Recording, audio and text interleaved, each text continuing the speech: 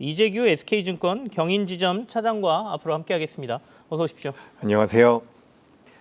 자, 오늘은 시장에서 저희가 볼 수 있는 종목이 SK하이닉스가 제일 먼저일 것 같아서 SK하이닉스를 먼저 보기로 했는데요. 화면에 저희가 나온 것처럼 SK하이닉스 더 간다. 증권사들에서 이제 목표가 200만 원까지 지금 제시를 하고 있지 않습니까? 이 얘기를 좀 해볼 텐데 오늘 아침에 이제 SK하이닉스 실적을 보니까 분기 36조 2천억 원의 이익이 나왔습니다. 이게 이제 전망이었고 36조 2천억 원이 전망이었고 실제는 37조 6천억 원 영업이익 나왔죠. 실적부터 좀 분석을 해보겠습니다. 네, 일단 시장에서는 약 40조 정도에 대한 기대감이 있었던 것 같습니다. 네. 기대감이 있었던 상황이기 때문에 살짝 실망하는 부분들도 있었지만 우리가 이제 새벽에 마감된 미증시에서 어떻게 보면 반도체 업황이 더 커질 수 있다라는 뉴스들이 좀 나왔거든요. 그렇기 때문에 우리가 어떻게 보면 1분기 실적에 대한 부분들은 주가에 이미 선반영이 됐었던 부분들이 있기 때문에 2분기라든지 업황에 대한 기대감들이 많이 부여가 되고 있는 것 같습니다. 그렇기 때문에 뉴스가 나온 이후에는 실적이 나온 이후에는 주가가 어느 정도 조정을 받지 않을까라는 우려감도 있었지만 결국은 업황이 굉장히 좋을 것이다라는 분석으로 인해서 주가가 좀 탄력적이라기보다는 좀 안정적으로 버텨주고 있지 않나라고 생각이 됐고 전반적으로 영업이익률이 굉장히 높게 나왔죠. 영업이익률이 높게 나왔다라는 것은 사업을 잘 진행하고 있다라는 부분인데 우리가 지금 시장에서 여러 가지 우려들도 있고 이런 업황에 대한 둔화 가능성에 대해서도 이야기를 하고 있지만 네. 우리가 2027년도, 8년도까지는 계속해서 공급적인 부분에서 쇼티지가 나온다라고 이야기가 되고 있죠. 쇼티지가 나오고 있는 상태이기 때문에 우리가 LTA라고 해서 계속해서 장기 계약을 진행하고 있다는 부분들이 있거든요. 지금 컨퍼런스 콜에서 어떤 내용이 나오는지 명확하게는 모르겠지만 우리가 지금 D램 쪽에서 혹은 SK하이닉스가 만들어내고 있는 전체 이익단에서 네. 요 LTA를 통해서 만들어지는 매출 비중이 약 15%에서 20% 정도가 예상이 되고 있거든요. 우리가 과거에도 요 장기 계약은 있었습니다. 장기 계약은 있었는데 당시에는 수요자들이 그러니까 이 메모리 반도체를 원했었던 주체 쪽에서 이걸 주문을 취소하는 경우가 많았다라고 하는데 지금은 그런 상태가 아니거든요. 그렇기 때문에 결국에는 SK하이닉스가 가지고 있었던 리스크 같은 경우는 계속해서 이제 빅테크 쪽으로 많이 미뤄지고 있다라고 보시면 좋을 것 같습니다. 그런 관점에서 본다면 SK하이닉스 같은 경우는 최근에 가파르게 올라온 속도 자체가 좀 부담이 될 수는 있겠지만 점진적인 네. 우상향 기조는 좀 이어갈 수 있지 않을까 저는 이렇게 좀 판단하고 있습니다. 말씀하신 것처럼 이제 컨퍼런스 콜에서 이런저런 얘기 나오고 장기 공급 계약 LTA, 그러니까 롱텀 어그리먼트 보통 이거 줄여가지고 LTA라고 하거든요.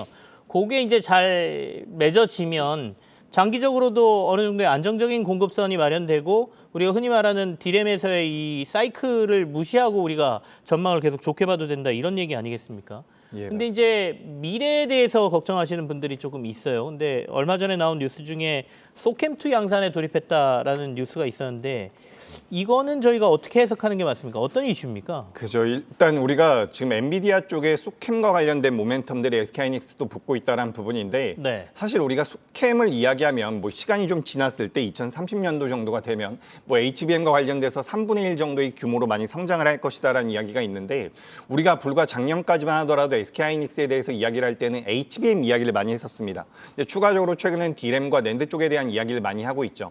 그 다음에 이제는 소캠에 대한 이야기도 나오고 있는데 결국에는 이 AI라는 생태계 자체가 계속해서 메모리 업체들에는 무언가의 주가 상승의 동력이 될 수 있다라고 저는 생각을 하고 있습니다. 그러니까 메모리 모듈 쪽에 대한 모멘텀들이 계속해서 이어질 가능성이 높다라는 관점으로 본다면 소캠 쪽에 대한 이슈도 어떻게 보면 주가의 상승 모멘텀으로 작용이 될 가능성이 높은데 당장은 사실 매출에는 큰 영향을 미치지 않는다라고 보시는 게 맞을 것 같습니다. 그래서 우리가 이제 기술적인 부분이기 때문에 제가 언급을 드리고 싶은 부분이긴 하지만 기본적으로 봤을 때 그냥 메모리 업황 자체가 계속해서 좋아질 가능성이 높다라는 관점으로 보는 게 맞지 않을까라고 생각이 되거든요. 그리고 기본적으로 지금 반도체 같은 경우는 가장 중요한 것이 뭐냐면 수요와 공급 자체가 굉장히 비대칭적으로 만들어지고 있다는 부분입니다. 그러니까 SK하이닉스가 이 반도체를 만들고 싶다라고 하더라도 처음에 평가를 해서 결정을 해서 투자 결정을 해서 실제로 생산이 되기까지는 2년 정도의 시간이 걸린다라고 이야기가 되거든요. 근데 이제 AI 데이터 센터 같은 경우는 굉장히 급변하는 부분들이 있기 때문에 과거에는 이게 이 비대칭성으로 인해서 수익성이 굉장히 가파르게 안 좋아졌었던 경우가 있는데 네. 소캠도 마찬가지고요. HBM도 마찬가지고 D램도 낸드도 마찬가지가 뭐냐면 지금 구조적인 변화에 놓여 있다라고 보는 거죠. 그래서 우리가 시크리컬이라고 많이 이야기를 했었는데 이제는 인프라 쪽으로 우리가 취급을 할 필요성이 있고 실제로 빅테크 같은 경우도 메모리를 구입하는 데 있어서 비용이라는 측면보다는 이제 자산을 늘리겠다라는 표현을 많이 진행을 하고 있거든요. 그런 부분들을 본다면 우리나라 반도체 기업들이 인프라 사업으로서의 변모 과정에 놓여 있다라고 네. 보실 수가 있고 그 중에 하나가 소캠 쪽이 될 수 있다. 저는 그렇게 생각을 하고 있기 때문에 당장에는 매출단을 보는 것은 크게 의미는 없겠지만 중장기적인 그림을 그려봤을 때는 메모리 쪽에 대한 시장의 관심도나 수요는 이어질 가능성이 높겠다라는 의견 드리겠습니다. 중요한 게 이제 소캠 시장에서도 압도적인 지위가 될 것이냐 이걸 시장에서 이제 미래 얘기긴 합니다만 HBM처럼 하이닉스가 소캠 쪽에서도 압도적인 시장 지위를 유지할 수 있다라고 보십니까? 어떻게 전망하세요? 저는 개인적으로는 아직까지는 그럴 가능성은 낮다라고 생각을 하고 있습니다. 물론 엔비디아와 설계 과정부터 같이 동행을 해온 부분들은 굉장히 큰 메리트가 될 수가 있겠지만 네. 기본적으로 지금 삼성전자도 마이크론도 소캠 쪽에 대해서 양산을 시작을 했거든요. 그래서 그 부분들을 고려해 본다면 우리가 지금 독점적인 지위를 가질 것인지 여부에 대해서는 네. 지금 논하기엔 좀 이른 것 같고요. 다만 전체적으로 앞서 말씀드렸던 것처럼 전 소캠을 그냥 요 소캠만 본다라는 것이 아니라 그냥 메모리 업황 자체가 AI와 같이 커가는 과정에 놓여 있지 않나라고 생각이 돼서 하나의 어떻게 네. 보면 작은 트리거가 될 수 있다. 저는 이렇게 판단하고 있습니다. HBM 같은 경우는 워낙 선점 효과가 좋았어요. 예, HBM은 맞습니다. 그죠?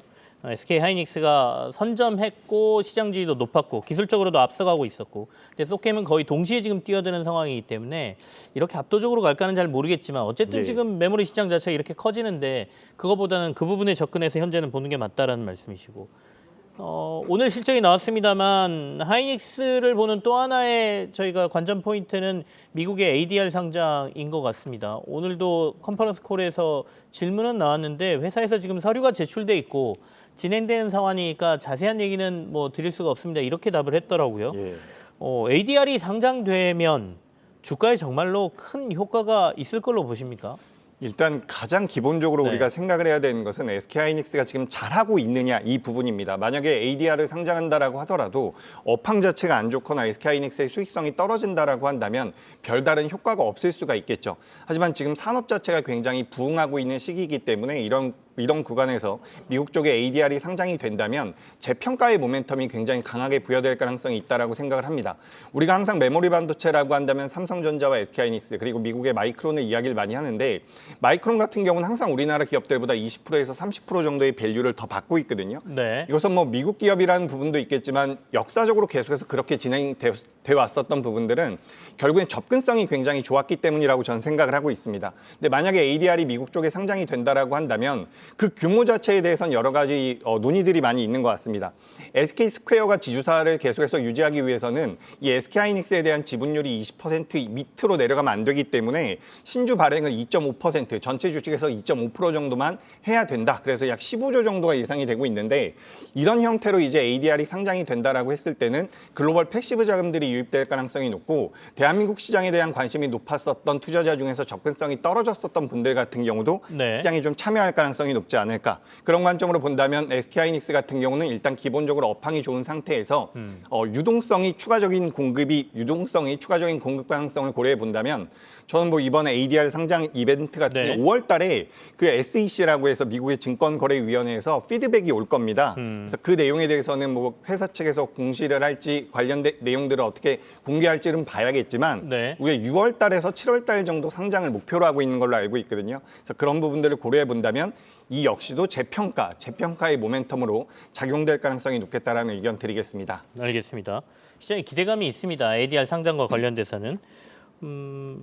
이제 반도체 SK 하이닉스 오늘 실적 나오고 나서도 항상 이제 고점에 대한 논란이 있죠. 그러니까 경기도 그렇고 오늘 컨퍼런스 질문 중에 하나도 현물가 가격 자체가 좀 떨어진 부분은 어떻게 봐야 되느냐 이런 질문이 나오던데요. 이렇게 계속해서 높은 성장세가 유지될 수 있지는 않을 거니까 도대체 정점은 어딜 것이냐 어떻게 보십니까? 그죠. 일단 성장성은 둔화될 가능성이 높습니다. 그건 뭐 어쩔 수 없는 거죠. 어떤 네. 산업이든지 성장은 둔화가 되니까요. 하지만 앞서 말씀드렸던 것처럼 장기 계약을 통해서 이 수익 자체가 안정성을 가져갈 가능성이 높다라는 거죠. 그렇다라고 한다면 우리가 예전에는 삼성전자, SK하이닉스뿐만 아니라 전반적으로 메모리 업체들 같은 경우는 PBR을 기준으로 많이 봤었는데 이제는 우리가 성장성을 본다라는 거죠. 안정적으로 매출이 나오는 과정에서 메모리 산업이 이어진다라고 한다면 매출 자체가 안정적으로 만들어진다는 겁니다. 우리가 2022년도에서 2023년도로 넘어갈 때 D램 가격이 50% 이상 하락을 했거든요. 네. 굉장히 급격한 하락이 나왔기 때문에 우리가 반도체를 사이클 산업이라고 많이 이야기를 했었는데 지금은 그런 사이클 자체가 굉장히 길어질 가능성이 높다라는 분석이 나오고 있습니다. 실제로 우리나라 같은 경우도 삼성전자와 SK하이닉스에서 팹을 만들고 있는데 이게 팹을 만들어지는 그 시기 자체가 중첩이 되지 않는다라고 하거든요. 그러니까 물량 자체가 갑자기 공급이 되는 상황이 아니라 단계적으로 진행이 되고 있기 때문에 기업의 수익성은 악화될 가능성이 굉장히 낮다라고 생각을 하고 있습니다. 그렇다라고 한다면 뭐 지금 밸류 기준으로 봤을 때 PER이 4배 정도 수준에서 거래가 되고 있기 때문에 어떻게 보면 추가 상승의 여력은 있지 않을까라고 생각이 되고요. 최근에 뭐 삼성전자, SK하이닉스 할 것 없이 외국인들이 매도를 3월 달까지 열심히 하다가 매크로적인 부분들이 어느 정도 안정이 되니까 자금이 또 들어오기 시작을 하거든요. 이런 부분들을 고려해 본다면 시간은 조금 걸릴 수 있겠지만 추가적인 업사이드는 열려 있지 않나 저는 그렇게 생각하고 있습니다. 아까 앞서 우리가 얘기했던 그 장기 공급 계약 이게 변수일 것 같습니다. 이게 좀 많이 맺어지고 그렇다면 이 사이클에 대한 논란도 조금 줄어들 것 같고요. 그리고 말씀하신 것처럼 사이클이 좀 길어지고 또 사이클의 폭도 예전보다 그러니까 네온탕을 너무 오가면 그게 진짜 사이클의 문제니까 이 부분도 좀 줄어든다라고 하면 그래도 좀 그 우리가 이전에 PBR로 봤던 걸 PER로 볼 수 있는 근거가 좀 더 강화되지 않을까. 시장에 계속 논란은 있으니까요. 계속 이걸 증명하면서 삼성전자와 SK하이닉스가 가야 되는 상황이다. 이렇게 마무리를 해보죠. 지금까지 이재규 SK증권 차장과 함께했습니다. 고맙습니다. 감사합니다.